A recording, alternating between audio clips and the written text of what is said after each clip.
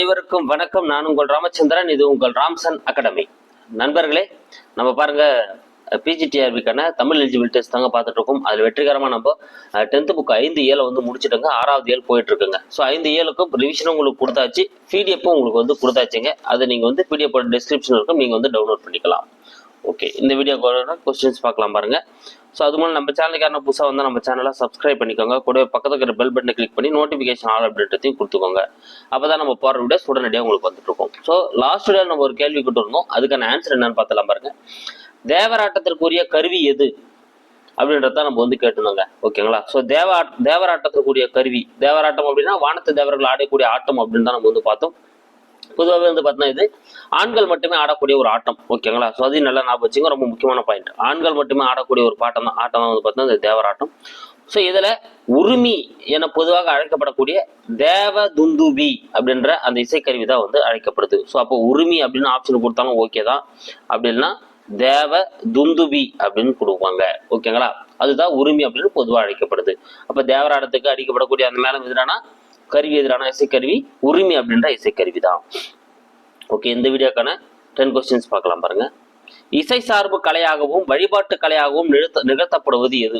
So இசை சார்பு கலையாகவும் ஒரு வழிபாட்டு கலையாகவும் நிகழ்த்தப்படுகின்ற அந்த நடன வகை எது அப்படின்னு பார்த்தீங்கன்னா இதுங்க சூப்பர், சேர்வை ஆட்டம். பி தாங்க இதுக்கான ஆன்சர். ஸோ தேவராட்டம் போலவே ஆடப்படக்கூடிய ஒரு ஆட்டம் தான் பார்த்தீங்கன்னா இந்த சேர்வை ஆட்டம் அப்படின்ற அழைக்கப்படக்கூடிய அது ஆட்டங்க. ஓகேங்களா? இதுல அந்த சேவை பலகை, சேமக்களம், ஜால்ரா போன்ற இசைக்கருவிகள்லாம் இசைத்து கொண்டே ஆடுவாங்க. அப்படி ஆடுறப்பதான் என்னன்னு சொல்றாங்க, இசை சார்பு கலையாகவும் ஒரு வழிபாட்டு கலையாகவும் தான் இந்த சேர்வை ஆட்டம் என்ன பண்ணப்படுது, நகர்த்தப்படுது. ஓகேங்களா? அப்ப இது தேவராட்டத்தோட ஒரு சப்ஸ்டியூட், ஒரு அதே போல ஆடுகின்ற ஒரு ஆட்டம் தான். ஓகேங்களா?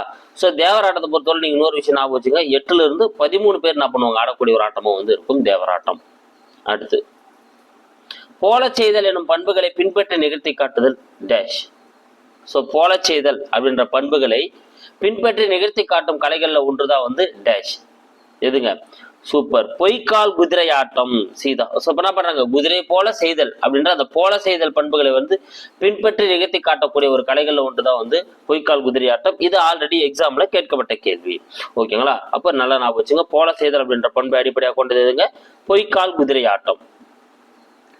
டேஷ் காலத்தில் பொய்க்கால் குதிரை ஆட்டம் தஞ்சைக்கு வந்ததாக கூறப்படுகிறது. ஸோ பொய்க்கால் குதிரை ஆட்டத்தை பொறுத்தவரையிலும் நம்ம என்ன சொன்னோம், ஏற்கனவே ஒரு குதிரை வடிவத்துக்குள்ள இருக்கக்கூடிய அந்த ஒரு அரசன் வேடமிட்டு அரசு வேடமிட்டு உள்ள போய் என்ன பண்ணுவாங்க, ஆடுவாங்க. இந்த புறவி ஆட்டம், புறவி நாட்டியம் சொல்லுவாங்க. ஆனா இந்த புறவி ஆட்டம், புறவி நாட்டியம் சொல்லப்படக்கூடிய அந்த பொய்க்கால் குதிரை ஆட்டம் பாத்தீங்கன்னா மராட்டியர்கள் காலத்துல தான் தஞ்சைக்கு வந்ததா கூறப்படுதுங்க. ஓகேங்களா? அப்ப எது ஆன்சர்? பி தான் இதுக்கான ஆன்சர். மராட்டியர்கள் காலத்துல தான் என்ன பண்ணிருக்கும், இது தஞ்சைக்கு வந்திருக்கும். குதிரையாட்டம் ராஜஸ்தானில் எவ்வாறு அழைக்கப்படுகிறது? சோ குதிரையாட்டம் ராஜஸ்தான்ல எவ்வாறு அழைக்கப்படுகிறது? சூப்பர், ராஜஸ்தான்ல எப்படி அழைக்கப்படுதுங்க, கச்சிக்கொடி அப்படின்னு அழைக்கப்படுதுங்க. ஏதா இதுக்கான ஆன்சர். ராஜஸ்தான்ல கச்சிக்கொடினும் கேரளாத்துல பாத்தீங்கன்னா குதிரை களினும் அழைக்கப்படுதுங்க. பாருங்க, இது நான் தனி கொஸ்டினா கொடுக்கல. இப்ப அந்த கொஸ்டின் பிடிஎஃப் கொடுக்குறப்ப பாத்தீங்கன்னா இந்த கேரளாவில் குதிரை களின்னு அழைக்கப்படுதுன்ற விஷயம் மிஸ் ஆகும். ஆனா நான் வீடியோல அதை எக்ஸ்ட்ராவா சொல்லியிருப்பேன். ஓகேங்களா? சோ அந்த வீடியோ பாக்குறதுக்கும் அப்படியே பிடிஎஃப் டவுன்லோட் பண்ணி படிக்கிறதுக்கும் இதான் வித்தியாசம் இருக்கு. சோ அப்ப குதிரையில கேரளாவில் குதிரை களினும், ராஜஸ்தான்ல என்னன்னு சொல்றாங்க, கச்சிக்கொடி அப்படின்னு இதை சொல்றாங்க. ஓகேங்களா? சோ அப்போ நீங்க ஞாபகம் வச்சுங்க, ராஜா கொடி அப்படின்னு ஞாபகம் வச்சுங்க. அப்ப கொடின்னு முடிஞ்சா ராஜஸ்தான், கேரளா களி அப்படின்னு ஞாபகம் வச்சுங்க. கேரளா களினா அப்ப களின்னு முடிஞ்சா கேரளா. இது மாதிரி ஞாபகம் வச்சுன்னா உங்களுக்கு மறக்காது. ஸோ நம்ம பொய்க்கால் குதிரை ஆட்டத்தை பொறுத்தவரைக்கும் இதுல நையாண்டி மேளமும் நாகசுரமும் அடிக்கதான் என்ன பண்ணுவாங்க, இதை ஆடுவாங்க. அடுத்த 5வது கேள்வி. தகதக தகதக தந்தத்த தந்தக்க என்று தாளம் பதலை திமிலை துடி தம்பட்டமும் பெருக. பதலை திமிலை துடி தம்பட்டமும் பெருக அப்படின்னு சொல்லிட்டு திருப்புகழில் பாடியவர் யார்? இதுல எதெல்லாம் வரக்கூடியதுங்க, திருப்புகழ்ல தான் என்ன பண்ணக்கூடியது, வரக்கூடியது.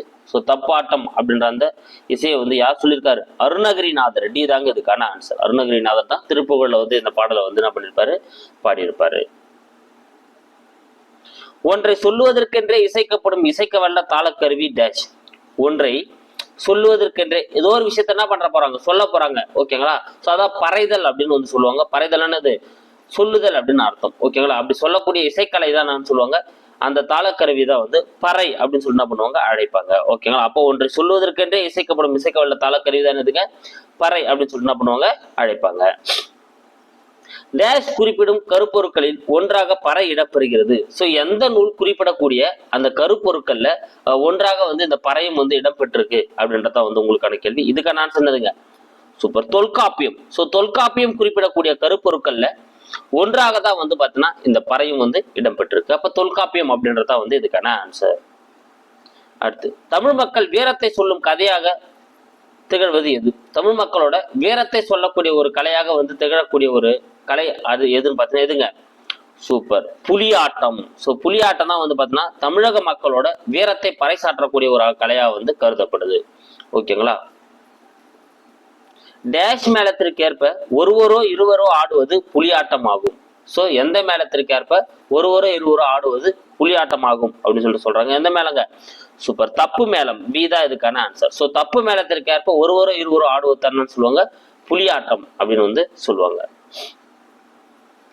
நாட்டுப்புற மக்களால் நிகழ்த்தப்பட்ட வரும் கலை டேஷ். ஸோ நாட்டுப்புற மக்களால் வந்து நிகழ்த்தப்பட்டு வரக்கூடிய கலை வந்து டேஷ். சூப்பர் எதுங்க தெருக்கூத்து. சீதாங்க இதுக்கான ஆன்சர். ஸோ தெருக்கூத்து தான் வந்து பார்த்தீங்கன்னா நாட்டுப்புற மக்களால் வந்து நிகழ்த்தப்பட்டு வரக்கூடிய ஒரு கலையா வந்து இருக்கும். இது வந்து பார்த்தீங்கன்னா ஒரு திறந்த வழி. ஓகேங்களா? ஒரு ஓப்பன் பேஸே தான் வந்து என்ன பண்ணிருப்பாங்க இது வந்து ஆடுகளமா வச்சு ஆடக்கூடியதா இருக்கும். நம்ம பார்த்துருப்போம் இந்த திரௌபதி அம்மன் கோயில் திருவிழா நடத்துறப்பெல்லாம் வந்து பார்த்தீங்கன்னா இந்த தெருக்கூத்தை வந்து நடத்துவாங்க.